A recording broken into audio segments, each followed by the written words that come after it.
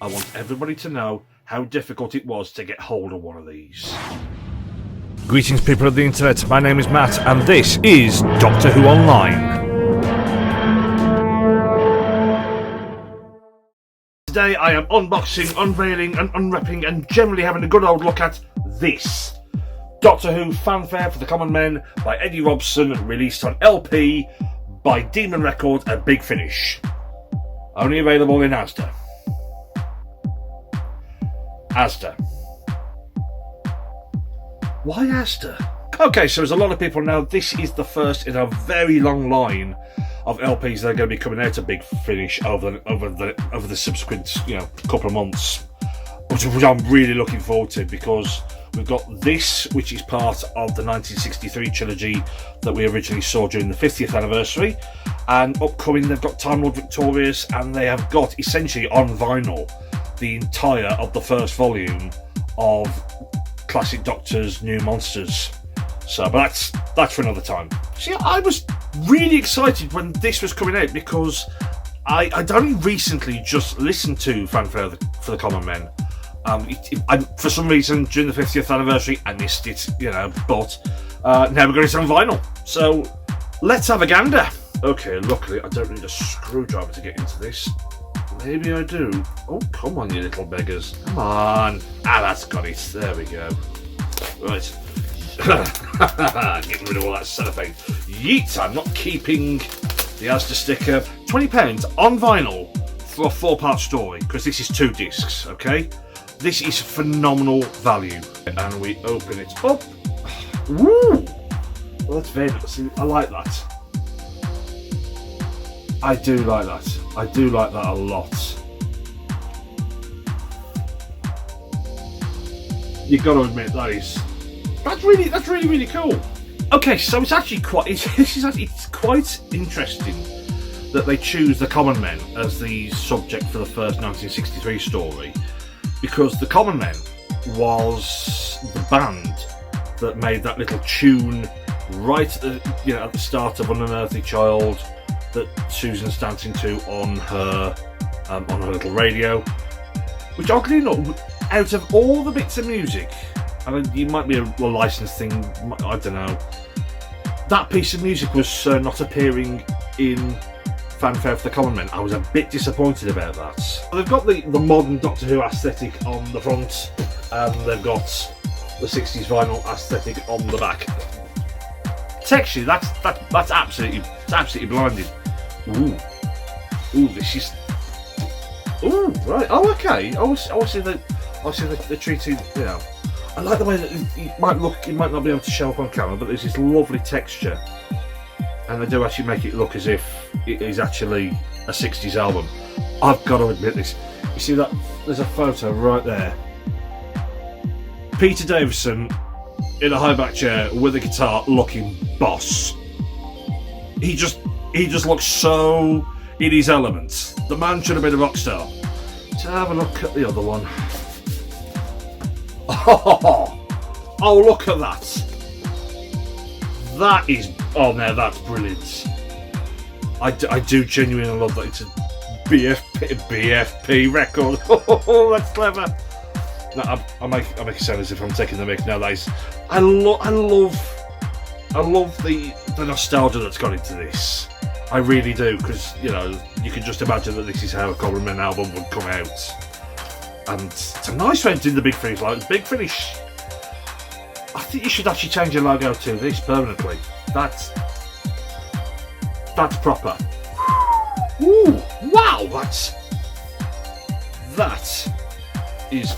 Stay there. That's a bit beautiful.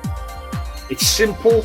It's not got the spangles that other records have got, but then again, I suppose you don't really need it. Okay, so this, I feel that this is a testament to how LPs can actually be presented. Now, I personally love this style of artwork. I really do. A lot of people may think that the artwork is a little lacklustre, and I must admit, when I first saw the cover for this, I was one of those. I did actually think they couldn't have made it look a bit more 60s. but it does in keep with the theme of the story. But the cover is full, absolutely full of little nuances. So they've got the vinyl on the front cover. That indicates what period it's come from. And all the different photos of the common men swirling around in the time vortex with the TARDIS. That to me, that really sums up what kind of story you've got. I just genuinely love it. It's simple.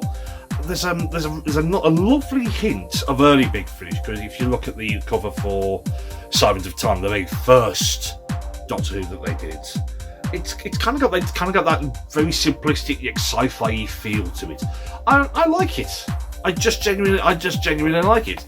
I did think it was lackluster. I will admit that. But once you get it open, all of this is worth its weight in gold. It really is. So if you like how a vinyl looks, then this is definitely the one for you. This really is. It is absolutely. It is very, very nice. And I love the way that they've done all the different album covers as well. They've really grabbed hold of the feel.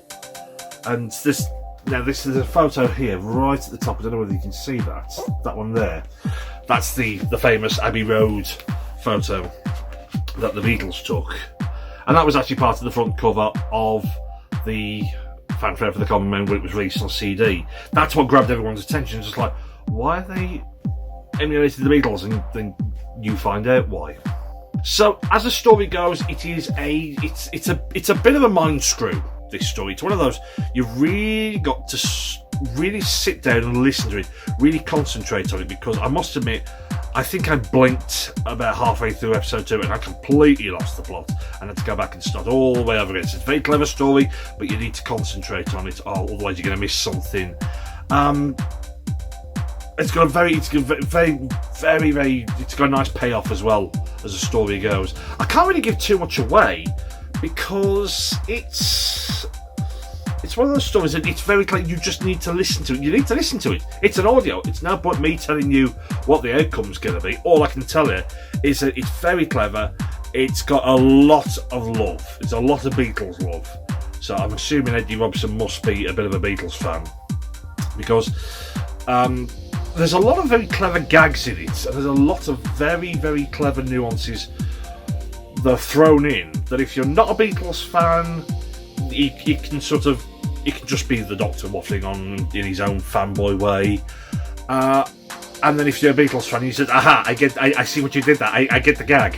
I love the fact that the 5th Doctor is a bit of a Beatles fanboy.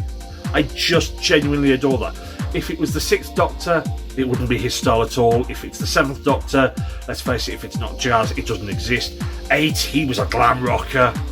And the other Doctors, they've got very eclectic tastes, but it's the fact that the 5th Doctor is actually a proper Beatles fanboy, and he actually wanted to take Nyssa to actually see the Beatles.